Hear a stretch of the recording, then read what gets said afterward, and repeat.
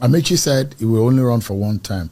Peter Obi said he will only run for one time. No, not run. That they will stay in power. I mean, he will just run for. He will do only 4 years because Ron and being president, they said they will be there for one time. So the question is that don't you think that narrative will go far in the minds of those who think that the rotational presidency concept the beauty is favorable? You know how I like to have my conversations? I try to have conversations that are devoid of emotion and just play with logic. The reason I use logic is because even though logic things the number of people that can agree with you, at least it makes you feel better that this thing is not a noise-making exercise. It's not a shouting exercise. It's just logic. So now, the current president, if he wins, cannot run again based on the Nigerian constitution as it is. If Asiwaju wins in 2027, he has to hand over on the 29th of May, 2031.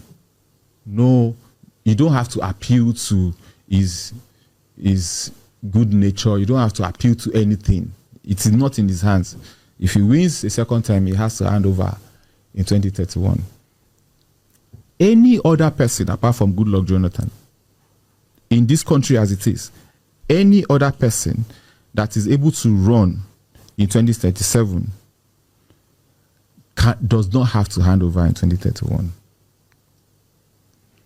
As a rational human being who knows what power does to people, who knows how power doesn't change them, makes them realize the ability, the agency, the capacity and capability and opportunity that they have, and to get away with certain things, who would they trust to have that power?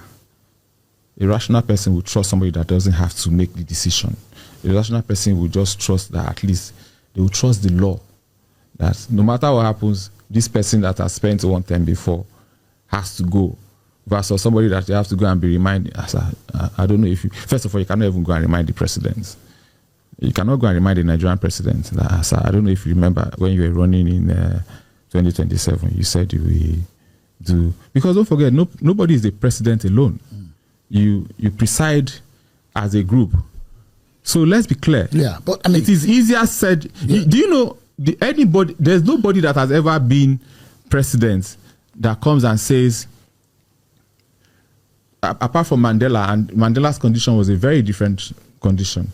Go and check. And again, I already said about outliers. We are not going to use outliers to make judgment. We're going to make judgment based on the norm.